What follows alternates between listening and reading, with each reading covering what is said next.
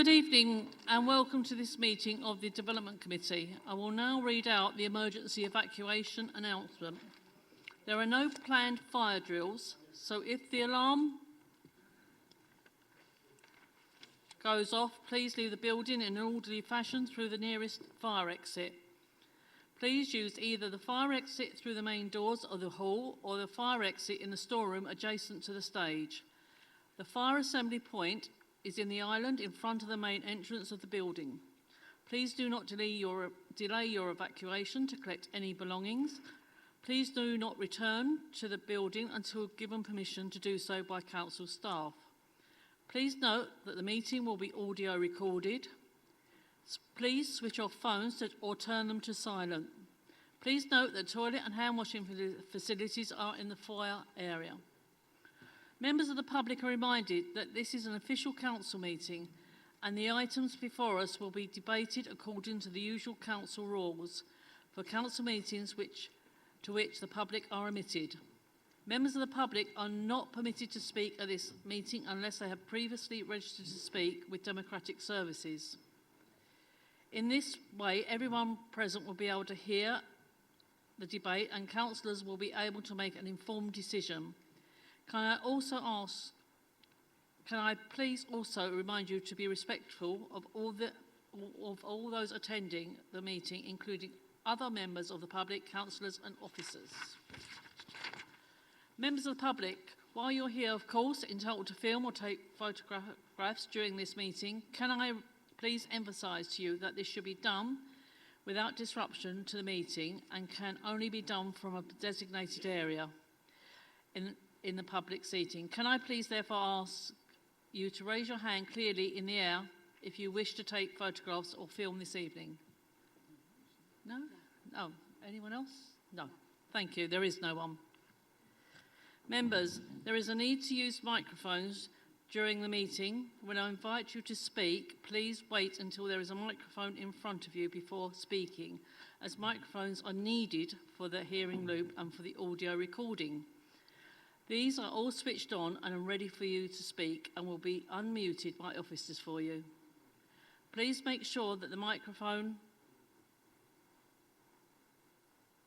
is directly in front of your mouth before speaking. Members, voting will be done on a show of hands in line with the Constitution. I will ask for a show of hands for and then against recommendations, and will also ask for a show of hands for those wishing to abstain from voting. Agenda item 1 and 2. Apologies for absence. We haven't got any substitute members.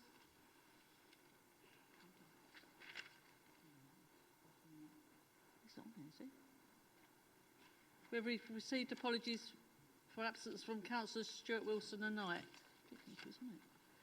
Councillor Hoy will be substituting for Councillor Knight and Councillor Lambourne will be substituting for Councillor Wilson. Sorry, I didn't realise that. Non-members attending, we have Councillor McPherson, Councillor Cross, and I've got a hand I can't see, Councillor James Newport. Have I missed anyone who I can't see? No, thank you. Minutes of the meeting held on the 28th of February 2023. Are these minutes agreed, members? Agreed, thank you. Item 5, to receive declarations of interest. Has anyone got any declarations of interest? None.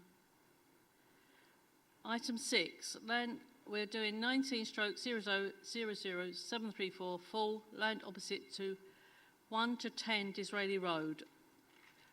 And Claire, you'll be, our officer Claire will be talking us through this. Thank you, Claire. So this application is to erect a stable block comprising 3 individual stables and lay hardstanding at the site known as land opposite 1 to 10 Disraeli Road, Rayleigh, as you can see on the site here. So the application site is situated on the northern side of Disraeli Road running along this side here. The site is situated in the Greenbelt and is vacant from development apart from some children's play equipment. To the north of the site is open and wooded land. So that's just here. And then to the east of the site is wooded land as well. To the west is a stable development, and to the south are the residential dwellings 1 to 10 Disraeli Road. So as you can see, those dwellings along here. Now, plan 2, please. Oh, thank you, Katie. The proposal is to construct a stable development and hard standing to the southeastern corner of the site, with the 3 stable doors facing west. If possible, can you zoom in just a little bit on that bit, Katie, for me, please? Thank you.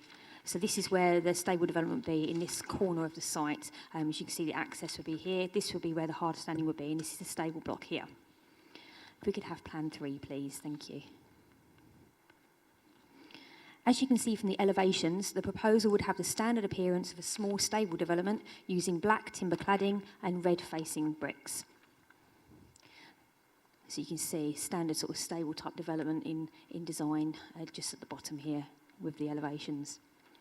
As explained within the addendum, members should be made aware that this application has already been before Development Committee on the 21st of November 2019. It was referred from the weekly list on grounds of harm to the Greenbelt and there being insufficient land available to support the horse and ponies that would use the site. Members were minded to approve this application at the 2019 Development Committee meeting with 3 conditions attached, but also subject to the applicant entering into a Section 106 legal agreement preventing the use of the stable development for any other purpose and requiring its removal if the building and land is no longer required for the approved use. Since this time, there has been no attempt by the applicant to enter into a legal agreement. Therefore, this application, which requires a decision to be issued by the council, has been left undetermined since 2019.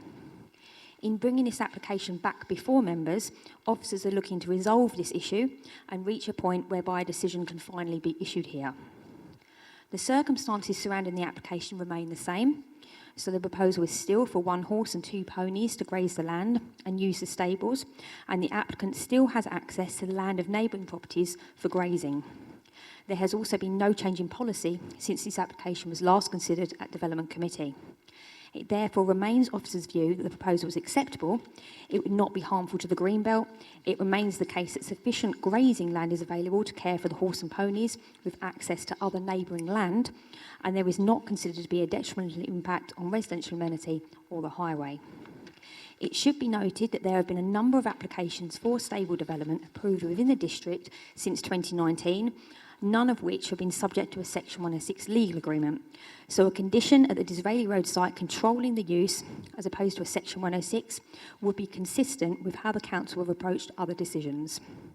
This application is recommended for approval, subject to the conditions outlined in the original officer's report, but also with the inclusion of a further condition, number 4, as stated within the addendum to the officer's report, controlling the use of the building and its removal if the use of the land or building ceases in place of the initially agreed Section 106 legal agreement.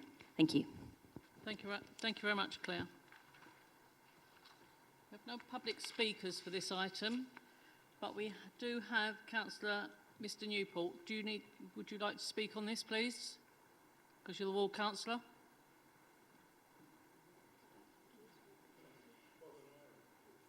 Oh, you're not.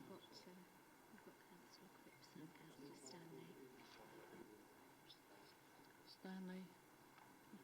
So I've got you as ward councillor. Do you want to ask if Councillors Cross or McPherson want to speak on that?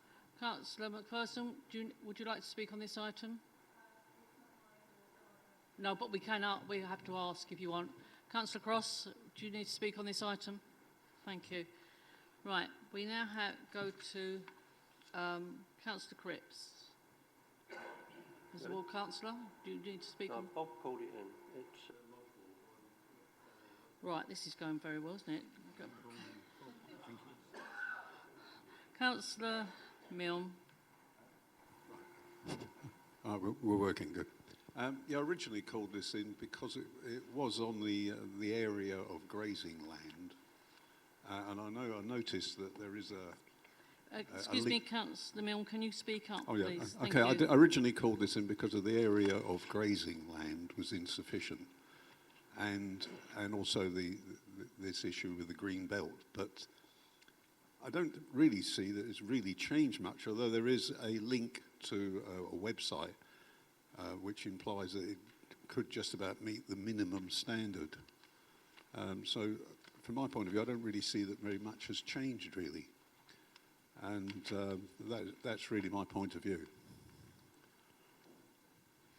Thank you. Have you any questions for our officers, Councillor Mill? No, they've explored the issues, and at this time they're recommending an approval, but then the way I'm looking at it, I don't see that argument has changed much, really. Thank you very much. Claire, would you like to come back on this, please? I just wanted to clarify, we did recommend approval previous time round as well. So it's just we're bringing it back to committee because whilst members also reminded to approve, we didn't get to a point where we could actually issue a decision on this application because it needed a legal agreement to be signed and entered into by the applicant.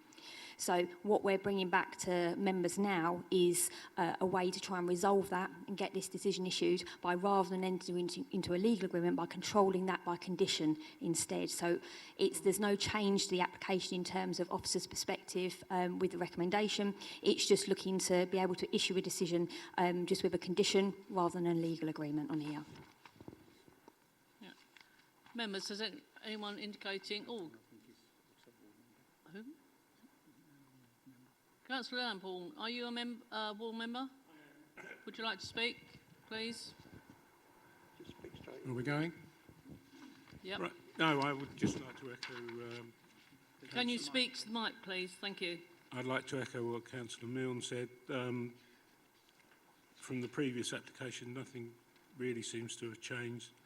I'm concerned about anything that gets built on Greenbelt, but so... And also, does this then give them rights to then convert that stable to another property at a later date? Right. Thank you. Claire? So that's really part of the basis of us bringing it back to committee. So members were minded to approve it last time round, but with a control by legal agreement around the usage of that building to ensure that it doesn't get converted to another purpose in the future. So it was approved by members subject to the applicant entering into a legal agreement, so the building itself would need to be removed if it was no longer used for the purpose to which we're approving it today, or it was being approved previously, sorry. And if the land itself also ceased to be used for an equestrian use. So what we're bringing back to members today is rather than actually controlling that usage by legal agreement, controlling it by planning condition instead. And Councillor Lambourne, if you go to addendum 6.15, the condition 4 does say, gives you everything what you've just asked. So, okay, so hopefully... Members, I've got Councillor Gadsden, Councillor Stanley, Councillor Alt and Councillor Foster. So Councillor Gadsden, please. Are you on? Am I on? Yeah, Thank you you. I'd like to ask Claire, the officer, why has the applicant not come forward to sign a legal S106 agreement? Sorry. It's not clear, to be honest. We don't know. We did ask that question. We have queried about entering into a legal agreement in these more earlier stages of members minding for it to be approved in 2019, but it just wasn't forthcoming, so I'm not entirely sure for the reasoning behind that. So this application, has it been submitted by the resubmitted by the council to get it cleared, or has the applicant put the application in again? So no, it's officers bringing it back to council. It's not the applicant submitting it. I did think that. I just wanted to check that. Also, I've got a concern regarding the actual size of the plot.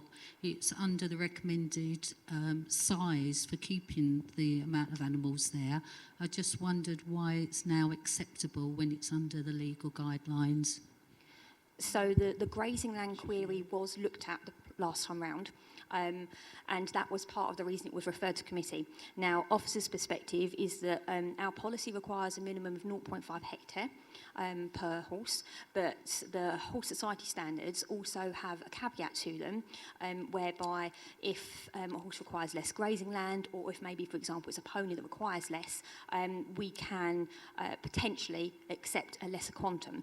Now, this particular site as well, whilst the site area itself is 0.31 hectare, it's actually the case that the applicant has access to other land neighbouring the site and slightly further down as well.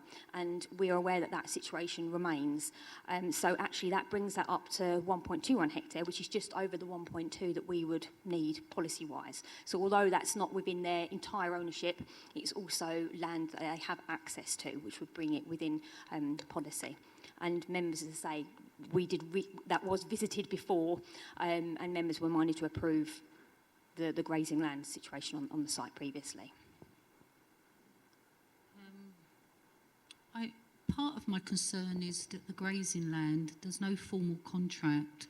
So my understanding of that is that if the landowner decided to withdraw that, then the applicant would be in a position of having to take down the stables. Is that right? So if any arrangement that they have independently with a neighbour, for example, would result in a lesser quantum of land, it wouldn't require the building to be removed at that point. The building would need to be removed if the land, which is the subject directly of the red line boundary in this application, if that ceased to be used for equestrian purposes, and the building itself, it would be at that point. It would need to be Thank you. removed by Thank you for condition. clearing that up. Right, thank you, Councillor Gadsden. Councillor Stanley. Thank you, Chairman. Part of my question has already been answered previously by the councillor, Mrs. Gladstone. In respect of that land that may be withdrawn, it wouldn't be sufficient to house the 3 horses or 2 ponies and 1 horse. Would it therefore mean that that the applicant could reduce his livestock to accommodate that land, or would it come into force that if the land was smaller than what it originally is now, that would actually go back to green belt land? Also, I did notice that we've got a little item in that 1.94 in saying that if it is no longer available for grazing of horses occupying the stables hereby approved, the stable building must be removed. It says for grazing, and not that the land is, if the land is smaller than what the applicant has already got. And I would like to put that in the condition that if it is smaller and not able to graze, then the stable blocks will be removed, if that's possible, Chairman. Thank you. Claire, would you like to come back on that, please? Yes, so it's right to say that at the moment we are considering land in terms of assessing this application, which is also outside the boundary in terms of access. But with regards to this application as well, irrespective of the usage of that land, it's also a consideration as to the fact that there are 2 ponies using the land as well as horses, and ponies do require a lesser quantum of spacing than horses do. So that's also a factor to put in the mix in terms of the overall grazing land necessity to support this site. I don't think it would be reasonable for us to control by condition the need to cease this use if access to those neighbouring lands become unavailable, because of the fact that they are outside of this red line site boundary, and they are not land either that would be normally identified as blue, i.e. within the applicant's control either. So I don't see that that's something that we can control as part of this application. Thank you. Councillor Foster. Thank you, Chairman. It's been touched upon a little bit, but a simple question. Is a condition more difficult to enforce than a legal agreement? So a condition, a legal agreement has more, I suppose, legal implications in the sense that someone would have, or it would be our legal team to then sort of enforce that. When it comes to a breach of a condition, if someone breached a condition, it would then be for our planning enforcement team to consider and assess the impact of that and issue a breach of condition notice if we were unhappy with the breach that was taken, if we thought the breach that was taking place was unlikely to get planning permission. So it's just a different process, really, a different form of control. on something, and legal agreements are more commonly used, and our planning practice guidance advises us to use them in much more major type developments where you're looking to control more commonly financial things such as affordable housing requirements, education monies, NHS monies. It's not common for them to be used in this kind of level of scheme where conditions can suffice.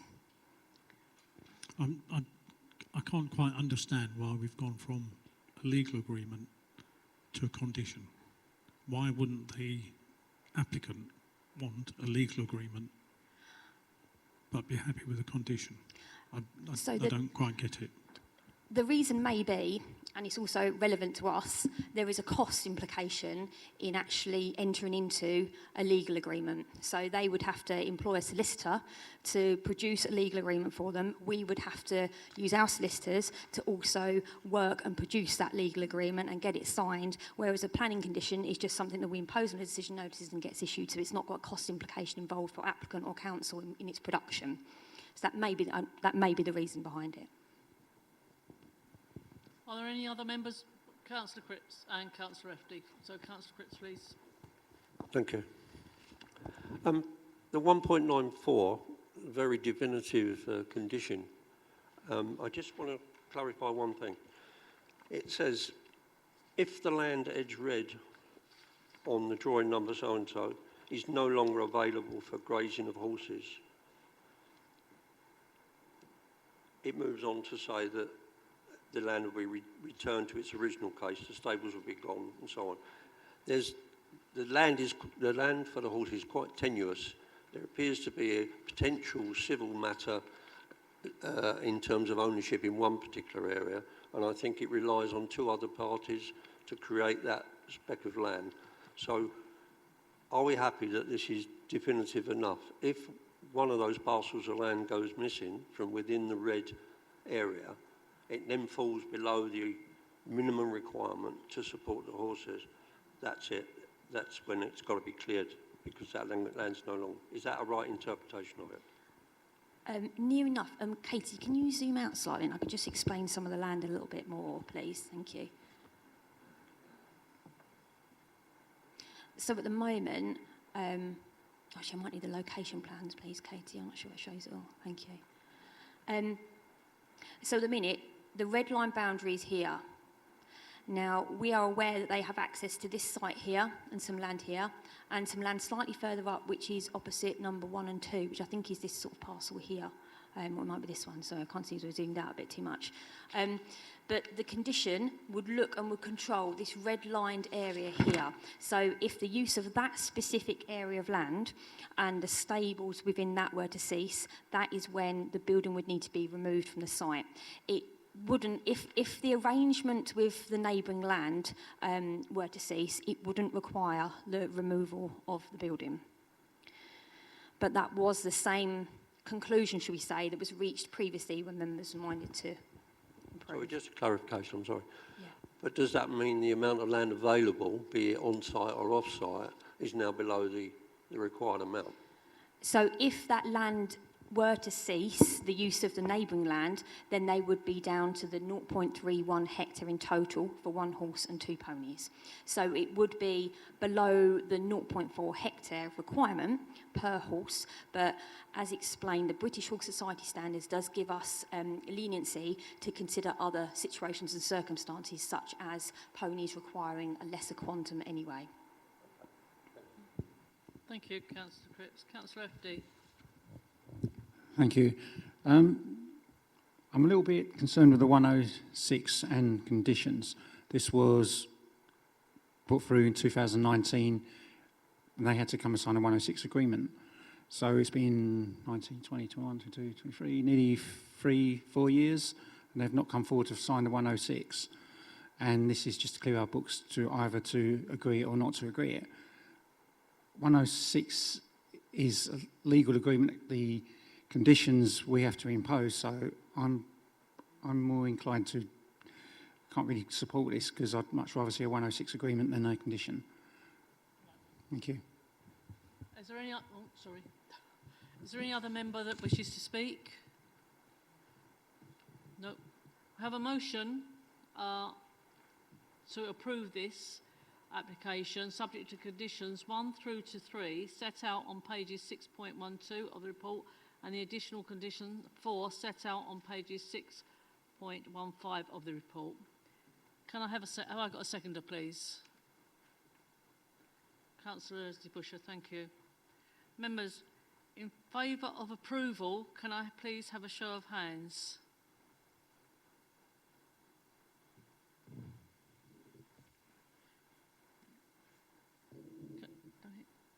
Members, you can lower your hands, thank you. Members, for refusal, please, against the application. Against the approval. Against the approval, sorry, misuse of words. That's fine. Thank you, members. You can lower your any abstentions, members? 3. I'm afraid it's the chairman's casting vote. Right, members, there's 5 for, 5 against, 4 abstentions, 3 abstentions. Sorry, Sonia, couldn't read your writing. So I've got the casting vote, and I'll vote as I've just done. I will approve this application. Thank you, members.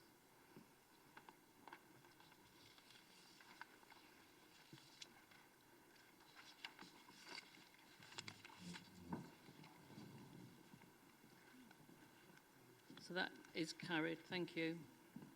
Agenda item 7. Are you okay, Claire? You all right to start? Yeah, yeah. Agenda item 7, 22/01114 full 31 Barney Road, Great Wakering. Katie Fowler will present the officer's report. Thank you, Chairman.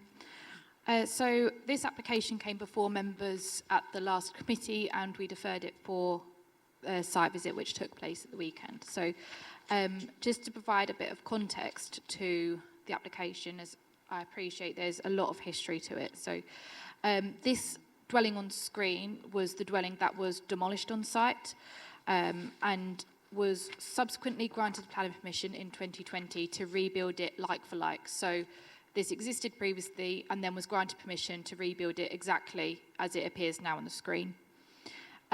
This forms a fallback position to the application. Where planning permission refused, the applicant would have to build out in accordance with that dwelling that you see.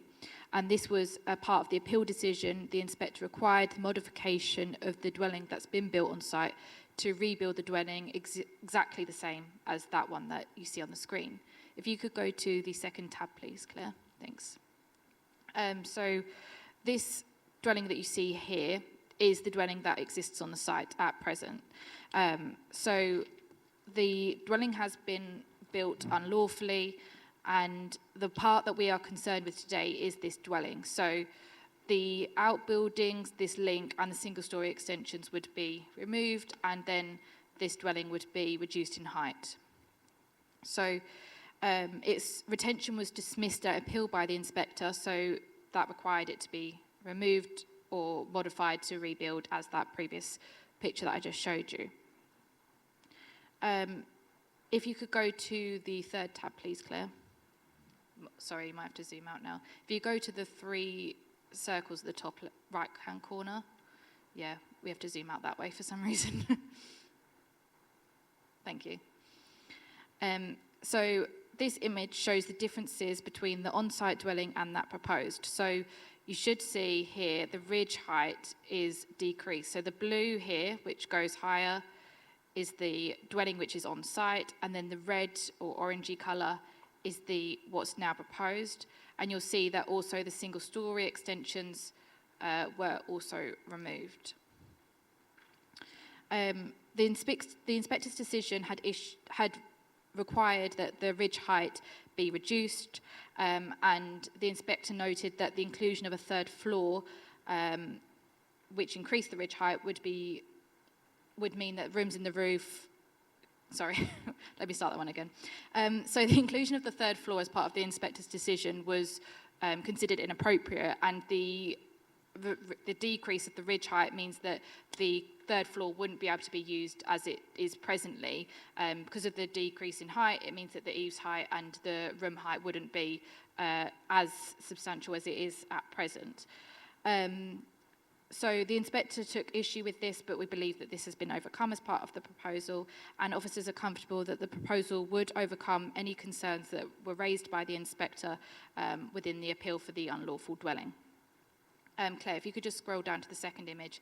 So you can see that just from the ground floor, the difference between these single-storey elements being removed and then what would remain on site.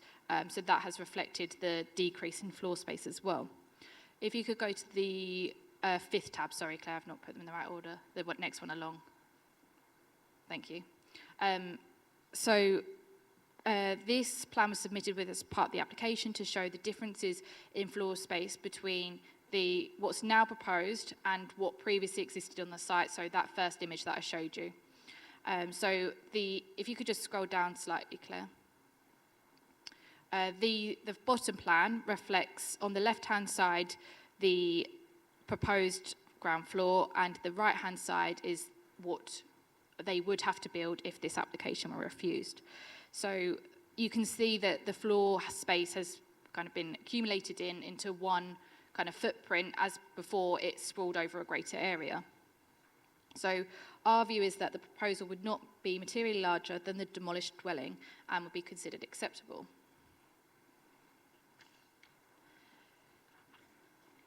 So although it's larger in some instances, if you could just scroll up a little bit on that one, Claire. Yeah. Overall, it has been condensed into a smaller footprint, and so that's where we have come to the view on that one. If you go to the fourth tab now where it says graphs, thank you. So this graph was included in the officer report, and you can see that we've laid out the demolished or approved dwelling, however you would like to refer to it.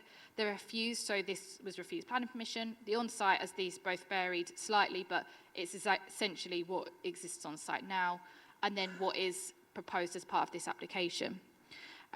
So they show the differences between the floor plans of the various applications, and it shows that the floor space of the proposed dwelling is more comparable to that of the demolished dwelling rather than those that was considered at the appeal. And the refused dwelling is far larger in floor space than that of the proposed dwelling. If you could go to the one that says elevation to the, yeah, thank you.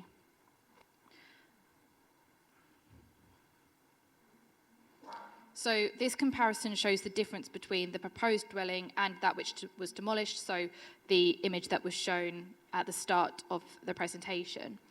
You can see that the ridge height and massing of the proposed dwelling would be comparable. The kind of different colours are barely kind of distinguishable between them on the front elevation.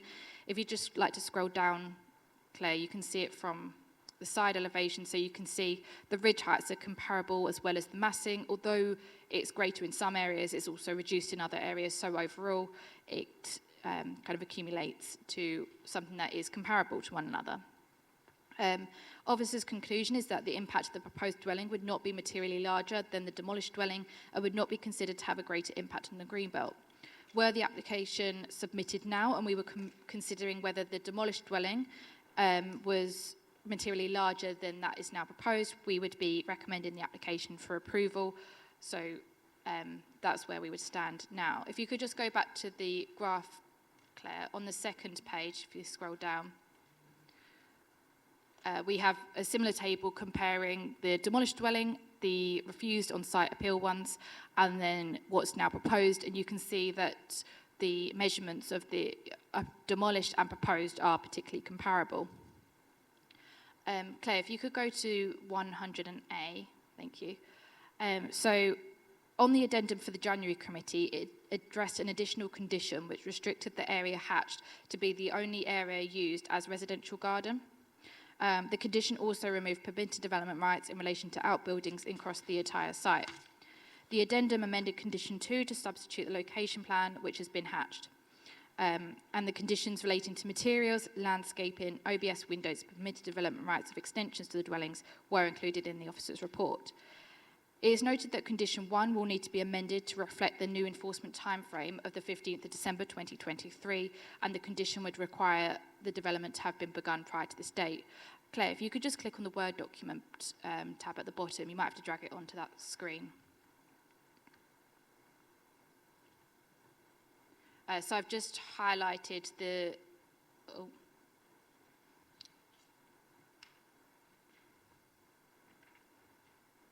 Thanks, Claire. So I've just highlighted the changes to the conditions just to clearly set them out. So the first condition would be changed so that it reads as the 15th of December 2023. It's okay, we can just scroll down, Claire. And then the second condition is amended to reflect that revised location plan, which allowed us to condition the residential garden and removing permitted development rights for outbuildings. If you could scroll down, Claire. 3 and 4 remain the same. If you could keep scrolling. 5 and 6 remain the same, and then 7 is the additional condition which restricts the garden area and no outbuildings in either the red line site or the blue line site. The application is therefore recommended for approval, Chairman, subject to the conditions set out within the officer report, the addendum to the January committee and the amendment to condition 1 reflecting the variation of the enforcement deadline. Thank you. Thank you very much, Claire. We have no public speakers, but we have Councillor McPherson, who's one of the ward councillors. We've now changed Councillor McPherson. You're not speaking up there. It's on now. We're back on the corner. Yeah, thank you. You have a mic, and it looks like it's on. Thank you. You have 5 minutes, Councillor McPherson. Thank you. Thank you, Chairman. First of all, thank you to all the members who attended the site visit on Saturday. I gather from the chatter it opened more questions for you. As before, I will try to speak clearly, quickly, and refer to pages and paragraphs within the application. So, page 7.53.3, relevant planning history. Officers say there has been extensive site history. That doesn't really cut it. It was 5 or 6 applications to demolish the existing house. All were refused. However, the planner, owner, or agent, as someone made the decision, decided to ignore planning, tore down the existing house, and if you can go to, that's the one, and zoom in on that, please. Tore down the existing house, not only the house, but as you can see, every single tree. As I mentioned before when I spoke on this item, it wasn't called Orchard House for nothing. And now there are no trees. The wildlife were also evicted. All of this was done without permission. So again, members, when we do have campaigners fighting for one tree, don't forget this goes on in your district unlawfully. Of course, officers will remind you that the application that is in front of you tonight, not the surrounding also unlawful buildings that the applicant has put up. Unlawful. Ponder on that word. The definition in the Great British Oxford Dictionary says unlawful means illegal, law-breaking, against the law, criminal. I don't know about you, but tearing down those trees, decimating wildlife habitation, yes, it's pretty criminal to me. Moving forward, retrospectively, an application was made in 2020, which the officer has just referred to. This was a like-for-like home as the house that had sat there before you, far smaller than the one that is in front of you tonight. Conditions of the approved application in June 2020 included the replanting of the trees. It had further conditions that if they should have died or been seriously damaged within 5 years of planting, shall be replaced by the developer or their successors. Perhaps members, should you be mindful to approve this, you might want to add that to be infinited, so that they are always there. Under informatives on the application in June 2020, just for your reference, the applicant should also be made aware that departure from the approved plan is likely to result in the development being unauthorised with the requirement for further application. And this is where we are now. Strongly advised they were that minor changes may likely require a new application. So not content with finally getting approval in 2020, which I think must be nearing its expiry date, I believe would then need to come back to committee. You have a bigger development in front of you, albeit officers will say not considerable, although you may think that another floor on top of the accommodation is. So members, it's down to you. You have the advice given by the inspector at the appeal upholding our council's decision, referred to as page 7.42.6. Members, I would query where you stand on this as referring to page 7.4. It was the inspector that ruled the date of the 18th of March 2020. And as the officers pointed out, this is passed. It is also the recommendation, thank you. It is also the recommendation on 7.1. Are you voting on the lawful paper? However you vote, members, post this application, I would like to see a thorough review. One perhaps for you members to recommend here tonight, as I, for one, want open season in our district stopped. Are builders, agents and property owners taking the ever so proverbial Michael, or do they just know the loopholes which are best to get what they want? Is the law weighed on their side? Whoever and for whatever reason it is that people think they can do this, it now has to stop. This council needs to put on their big boy pants and stop this selfish, bullish attitude and protect our green belt, wildlife and environment. Thank you, Chair. Councillor McPherson.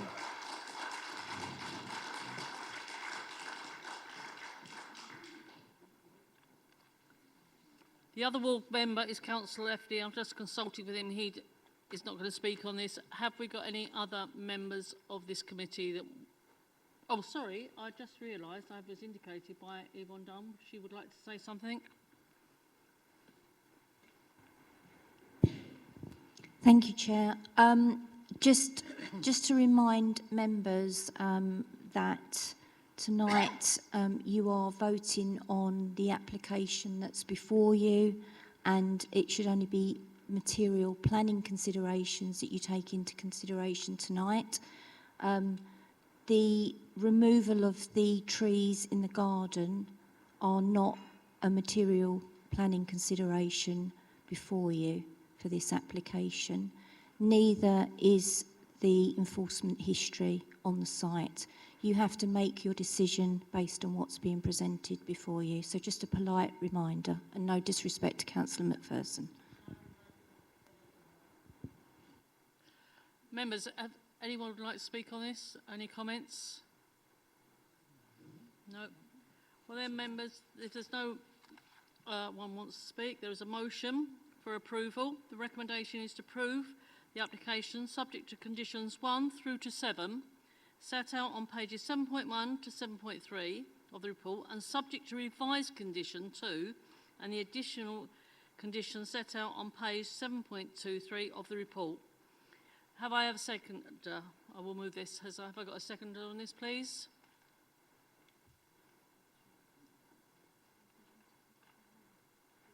And the amendment to condition 1 to change it to 15th of December. Oh, sorry, and I've just been notified because I haven't got that on there. And so, yeah.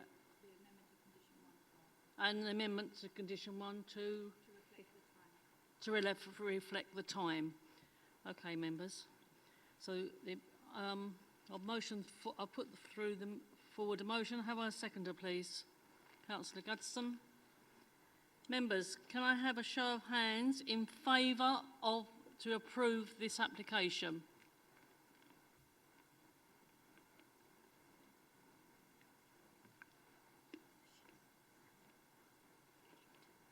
Thank you, members.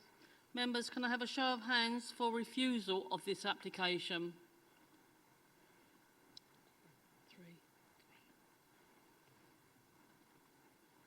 Thank you, members. Any abstentions, members? 2. Members, there's 8 for, 3 against, 2 abstentions. This as approval has been carried. Thank you.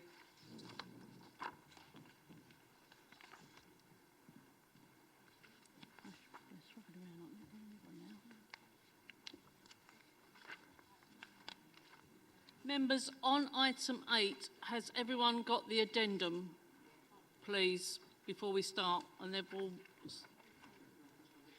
You, of course you can.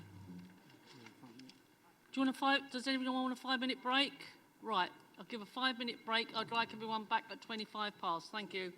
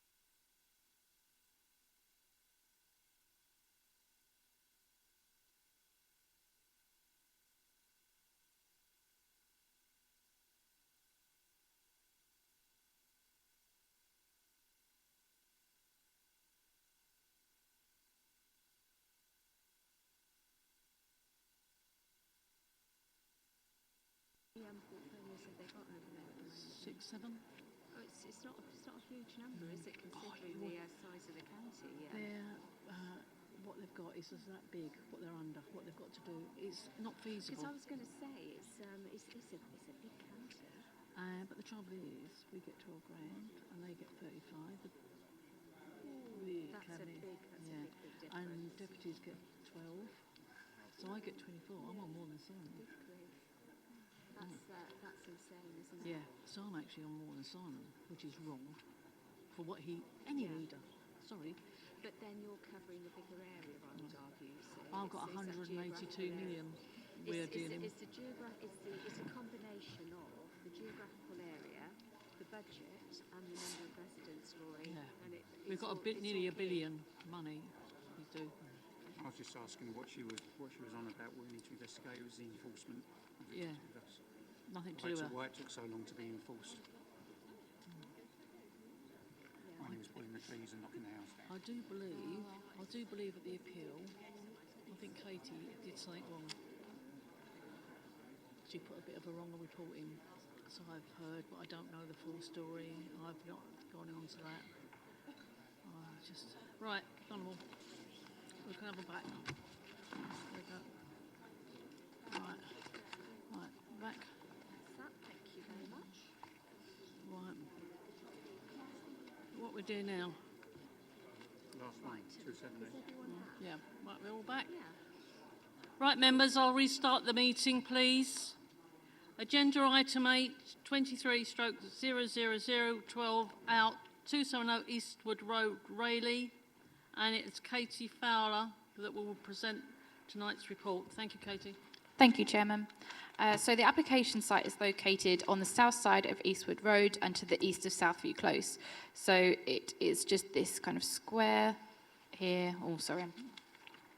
There we go. Goes around here and then up, including this dwelling that fronts Eastwood Road. The site is currently occupied by a domestic nursery and a stream which runs east to west through the site. The site is largely adjoined by land which is used for agricultural, nursery and other light industrial purposes, with the exceptions of the dwellings on Eastwood Road and Southview Close. Claire, if you could just go to the flood zone plan.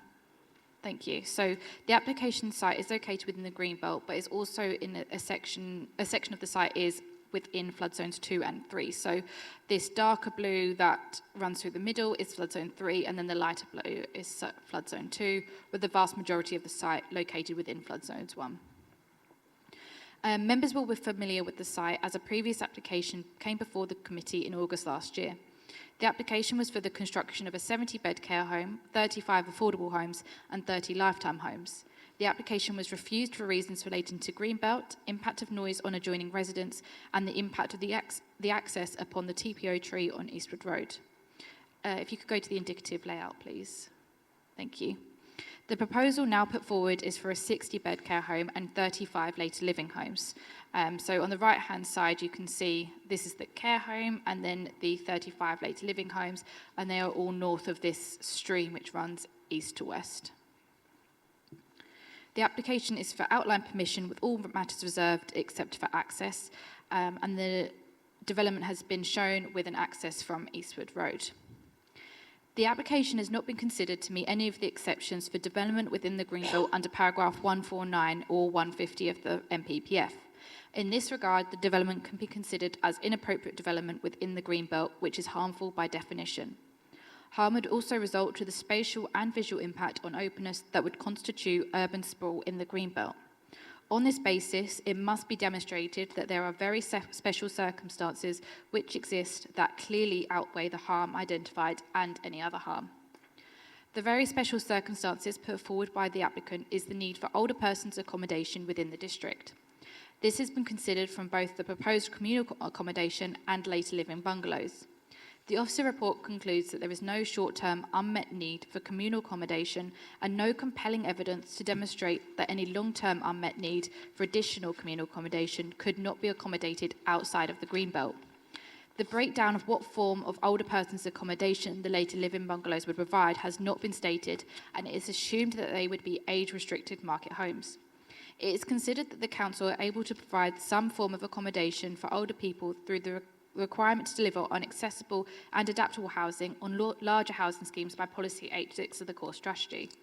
This is therefore only attributed at best to moderate weight, but the test within the MPPF requires substantial weight to be attached to Greenbelt harm, and so the proposal would not be clearly outweighed. Further to composing the officer's report, the agent has submitted an older person's need assessment which they had independently produced. This assessment identifies a far different need than that of the council's, and given its late submission, officers have not had time to gain the views of the consultants who prepared our needs assessment. This has been discussed within the addendum, and it's on this basis that the recommendation has been amended to a deferment to allow for officers to competently consider this information. An access is not a matter reserved, and it is for consideration at outline stage. The access would be created by demolishing 270 Eastwood Road, which you can see the access plan here, and would therefore provide access and egress to the site from Eastwood Road. As part of the construction of this access, the bus stop outside of 270 Eastwood Road would need to be relocated. So at present, it's approximately just in front of 270 Eastwood Road, and it would need to be located. Sorry, Claire, if you could go back to the location plan, it's probably easier to show on there. So the bus stop is just kind of this dip in the road in front of 270 Eastwood Road, and it would be located west of the application site past the lay-by, which fronts the dwellings on Eastwood Road. This has been agreed in principle by Essex County Council for the relocation to the west of the site. The lay-by to the front of the properties along Eastwood Road would not be impacted, as the bus stop would be on a carriageway, as it would be a carriageway bus stop. This is to help promote sustainable transport options by prioritising bus movements rather than other vehicular movements. It is acknowledged that bus route 20 turns right up Clarence Road, meaning that it would not function with the relocated bus stop. So Clarence Road is just this road here, and at present the bus 20 stops here and then turns right up Clarence Road. However, there is an existing stop some 186 metres east of the site, which would serve people using bus route 20. The distance between the bus stop outside of the application stop site and the bus stop to the east would not be unreasonable and would still be compliant with the distances between bus stops that is required by Essex County Council. The access would also be provided with a sufficient visibility display that would not be impeded by street trees or the lay-by on Eastwood Road. On this basis, no objection has been raised with regard to the impact of the proposal upon highway safety. Whilst there was a previous objection relating to the impact of the access upon adjoining neighbours, this concern has been overcome as part of this resubmitted application. With the previous application, the Council's Environmental Health Officer at the time was consulted on the application. Whilst he raised no objection to the application, this was subject to 2 conditions. However, officers did not feel that these conditions complied with the 6 tests required for a condition to be imposed. On this basis, officers could not be content that there would not be an unacceptable impact of noise. However, the Council were now using a new environmental health officer to provide responses on applications. This officer was able to recommend conditions which did meet those 6 tests necessary. On this basis, the EHO was confident that the impact of noise could be dealt with by condition and at a reserved matter stage. The concern relating to noise has therefore been overcome and no longer forms a reason for refusal. Other matters of consideration relating to the impact on residents will be for determination at a reserved matter stage. As shown at the start, part of the application site is located within flood zones 2 and 3, and this covers land either side of the stream which runs east to west. However, the development has been indicatively shown on the northern parcel of land within flood zone 1. Just for reference, it would be this parcel here. And were planning permission granted, it could be conditioned to ensure the development was sequentially sited in this location. Irrespective of its location within the flood zone, as the development is major, it was required to provide a flood risk assessment and drainage strategy. The officer's report included a reason for refusal relating to the absence of a flood risk assessment and drainage strategy. Once published last week, the agent provided the FRA that was submitted for the previous scheme. This has been sent to the EA and the lead local flood authority for their comments. The EA raised no objection, however, the LLFA have raised a couple of questions which have been sent over to the agent. These points are still outstanding for consideration. Whilst this did not amount to a reason for refusal previously, flood risk policy has since been updated within the MPPG.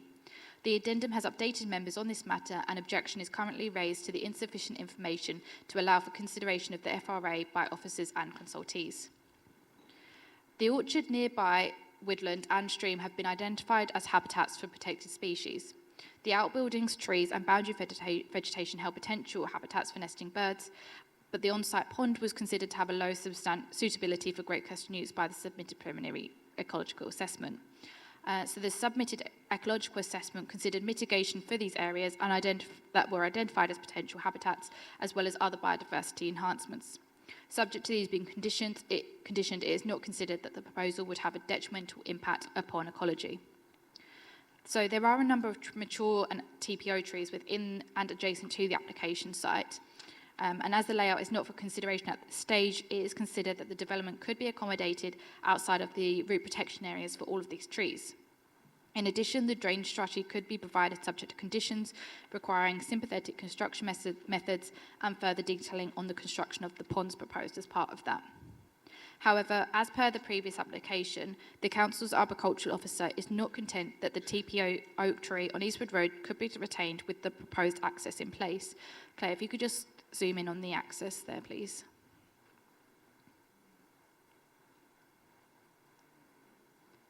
So you may be able to faintly see this root protection area of the existing oak tree, which lies there.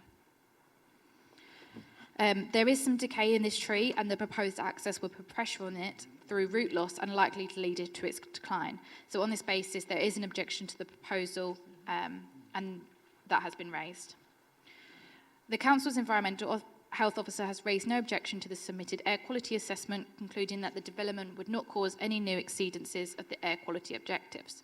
Conditions could be imposed in regard to matters relating to renewable energy, open space and play space, foul water drainage and light pollution were the application being recommended for approval.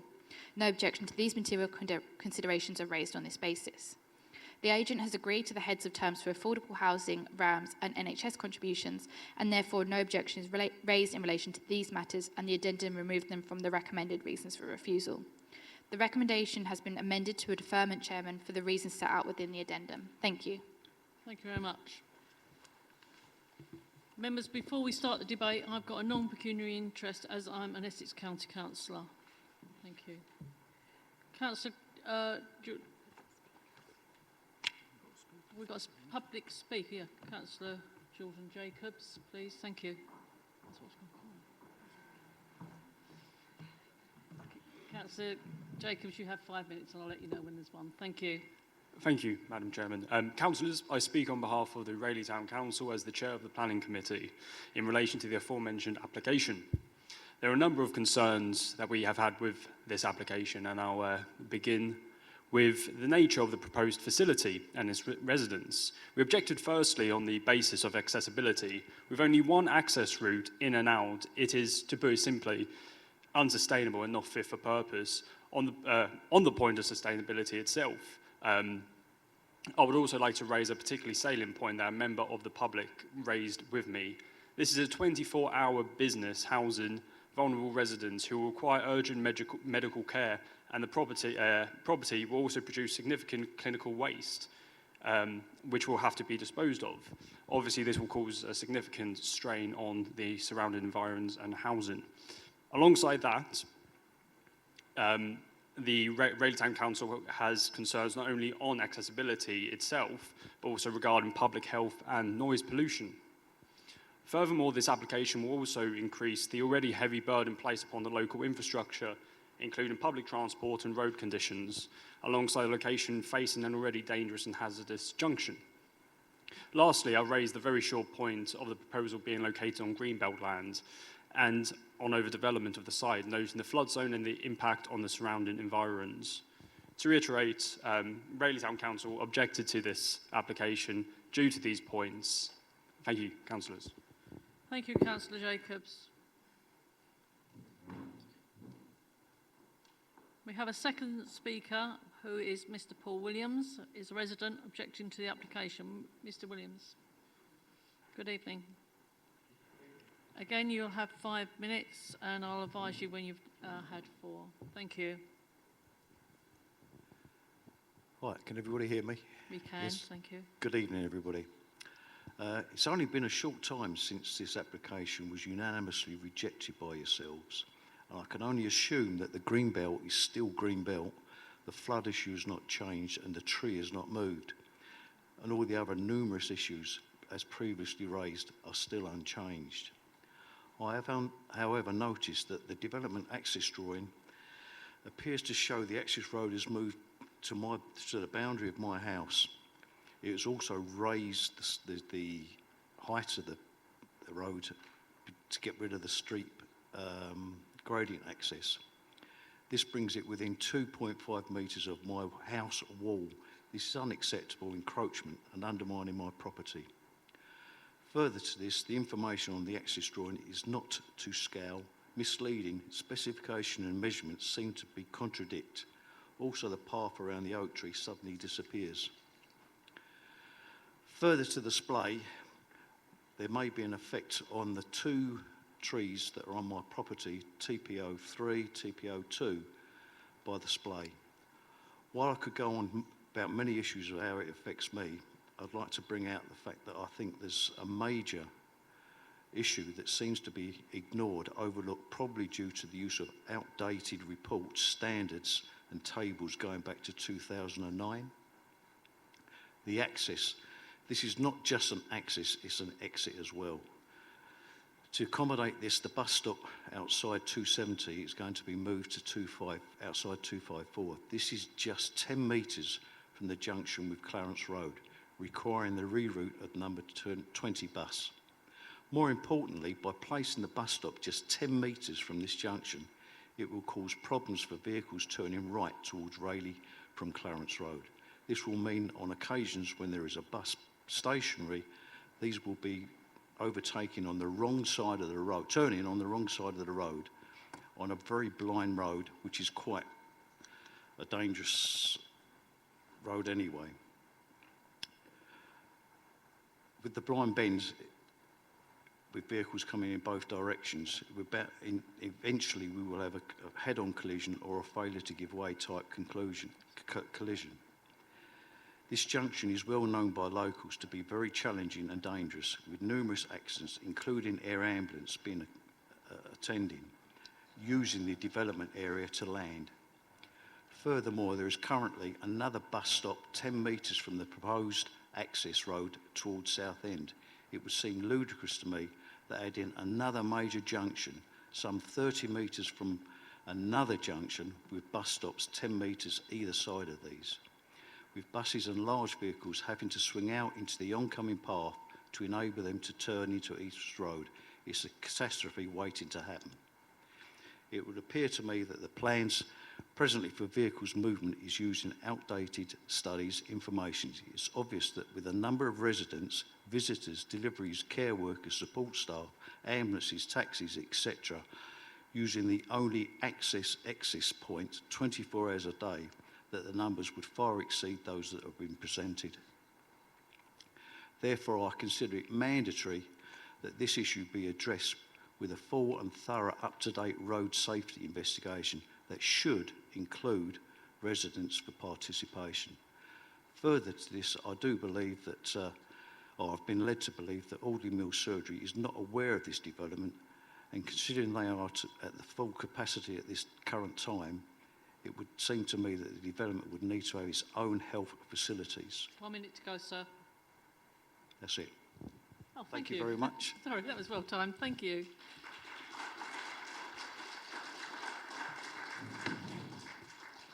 Visiting members, Councillor Cross, would you like to say anything on this?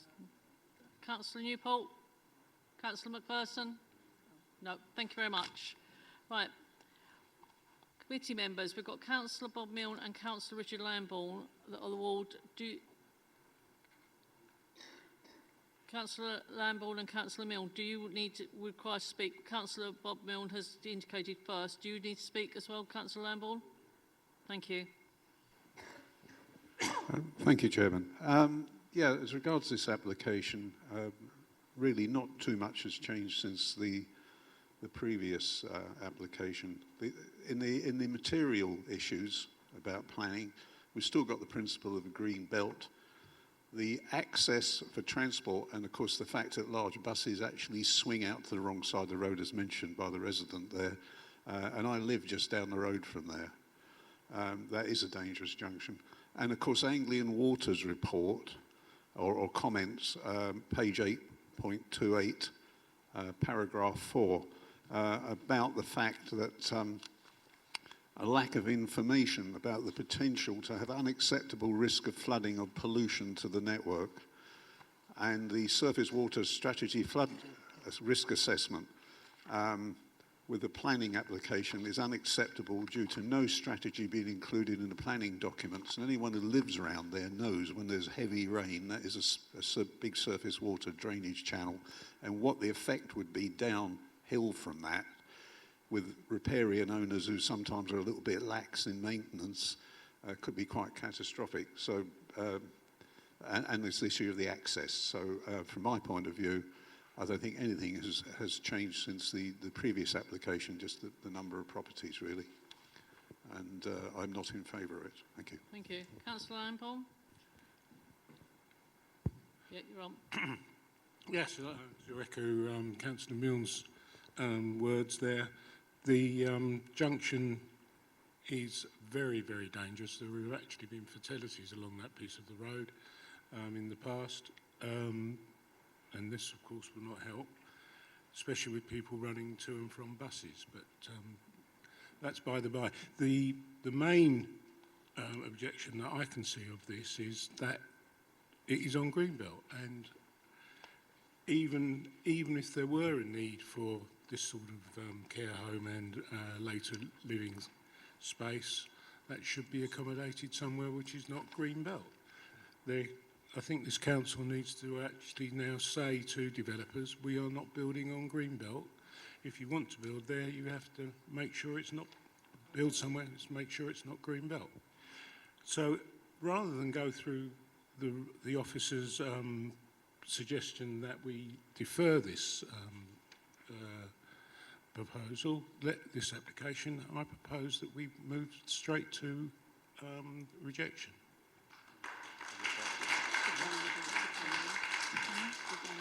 Based on the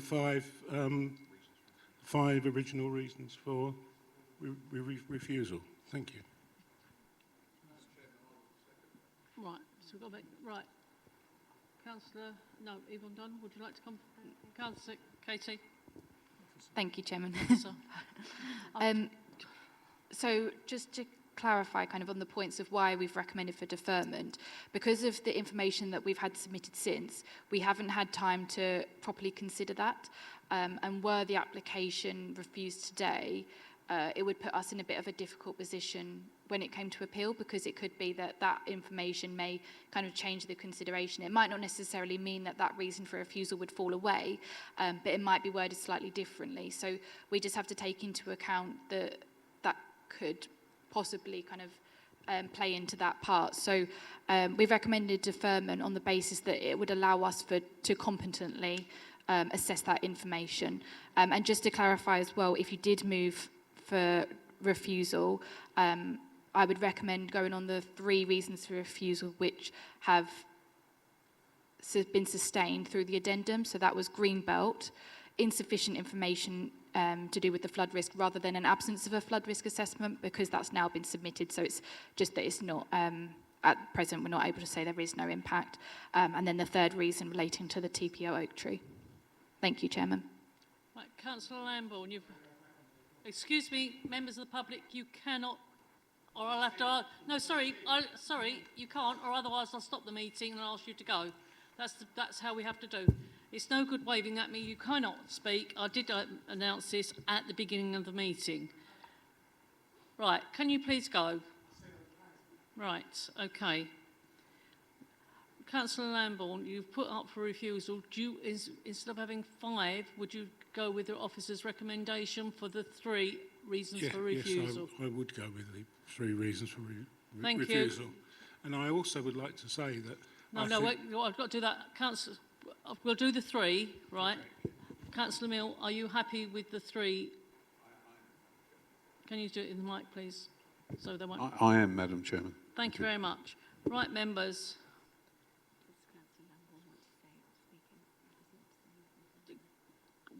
Now we've got the recommendation for refusal. Councillor Lambourne, would you like to clarify, please? As I indicated earlier, I think that building on Greenbelt trumps everything. If you were to weigh all these reasons for refusal, the far biggest is this is a Greenbelt site, so therefore, as a council, we should say no.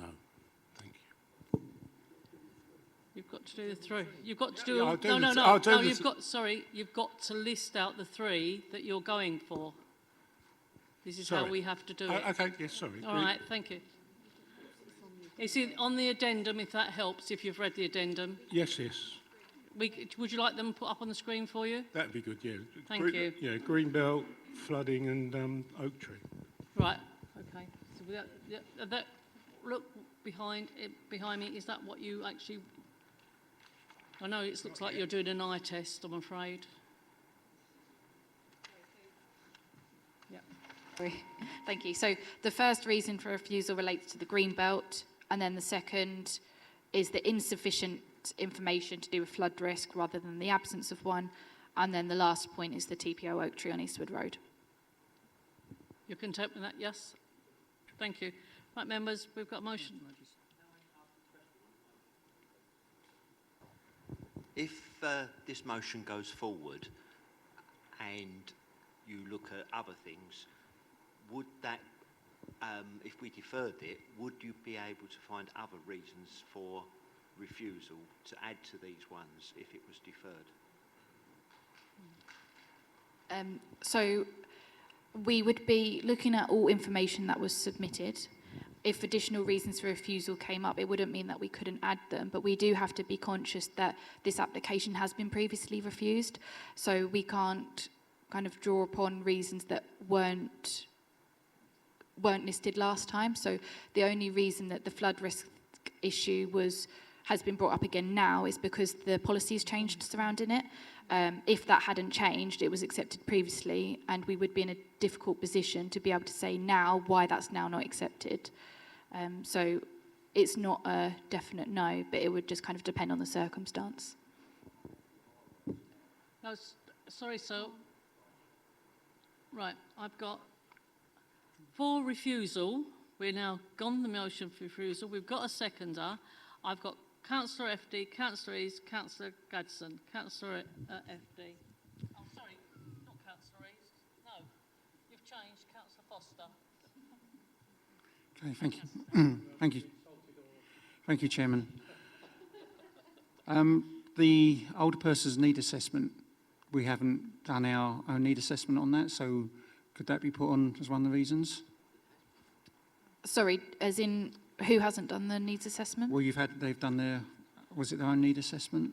Yeah, so essentially the council has their own needs assessment, which is the SHMA and CENA, well, the emerging CENA, and they have produced their own needs assessment to kind of tackle that and approach it from a different stance. So we've gone back to the consultants who have prepared the SHMA and CENA and asked their view on it. So it wouldn't be something that would be an additional reason for refusal, because it's just something that if it's just considered as a very special circumstance in the Greenbelt. So at the moment we don't, the officer's report prior to that being submitted, we considered that because of the information presented to us, it didn't equate to a very special circumstance.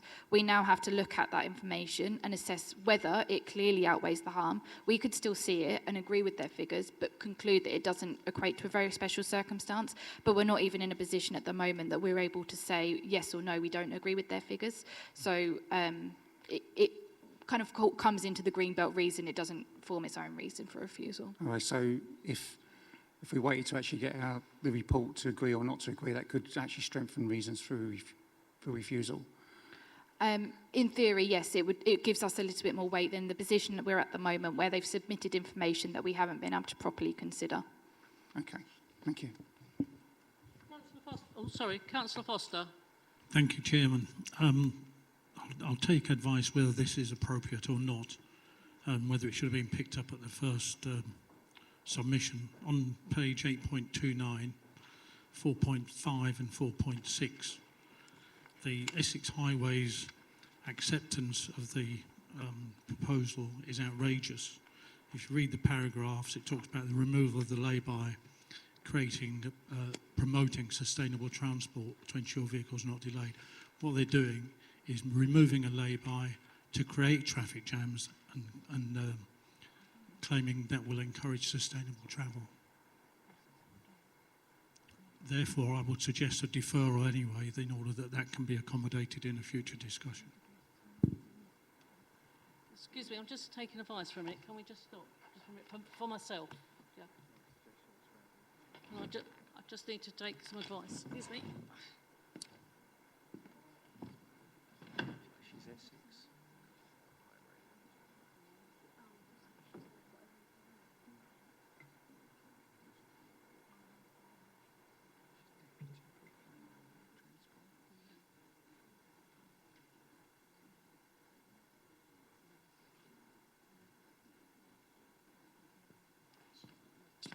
Thank you. Katie, would you like to come back to Councillor Foster, please? So your question is whether we can reconsider the on-carriageway bus stop, is that correct? It was about the lay-by, and Essex conclusion effectively is to create extra traffic jams in order to encourage sustainable travel, and therefore they're saying that the application is acceptable. It just seems outrageous to me. So I understand where you're coming from with that, but with Essex County Council's policies, they are that we promote sustainable transport, and their concern is that an additional lay-by would mean that buses were not prioritised along Eastwood Road, and so where there's an on-carriageway bus stop proposed, it means that they are then prioritised. I'd also have concern about kind of adding that on, because no objection was taken to that previously, so there was no reason for refusal relating to that, so we would be in a difficult position to add that kind of in the mix now. Well, I said I'd take advice, but it's not the addition of a lay-by, it's removal of a lay-by. Okay. Councillor Gadsden. Listening to the 3 reasons that have been given to refuse, I think that they're substantial enough that the other issues don't really need to take into account at this moment. I'm quite happy with the 3 reasons that have been given. Yep, Councillor Gadsden, we can only do the 3 as advised by the, thank you. Councillor Stanley. Thank you, Chairman. The item that we are looking at is up there on the board, and that means there are no special circumstances in the green belt unless we can prove that there are special circumstances, and we need to vote on that as considered as what those 3 are, what we're looking at. We've done this before with this application, and there's been no report to us whether what special circumstances there are for flooding and the TPO on the tree. So therefore, Chairman, I'd like to take the vote, please. Thank you. Just going to make sure no other member wants to speak. Councillor Stanley. Councillor Constable. I personally I'm against voting against this application. I think we should be deferring it so that we can get further information, so that we can't say that we didn't take advice from the officers. If it goes to appeal, they're going to cite the fact that we haven't taken advice of the officers. So therefore, I am against this motion, and I will vote against it on that reason. Okay, let's vote first of all on the motion we've got in front of us to refuse this application. Okay? Can I have a show of hands for refusal against this application? So you want it refused. That's what we're for, refusal. Okay, so can I have a show of hands, please? 7, 8, 8. Can I have a show of hands for not the refusal, for not doing the refusal? Lost it. Yeah. Members, there's 4, 8 for the refusal and 5 against.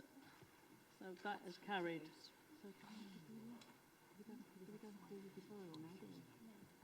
Right, thank you, members. Just let me finish. Agenda items referred from the weekly list, members, there are none, so I'm closing the meeting at 8:58. Thank you, members, for a good meeting.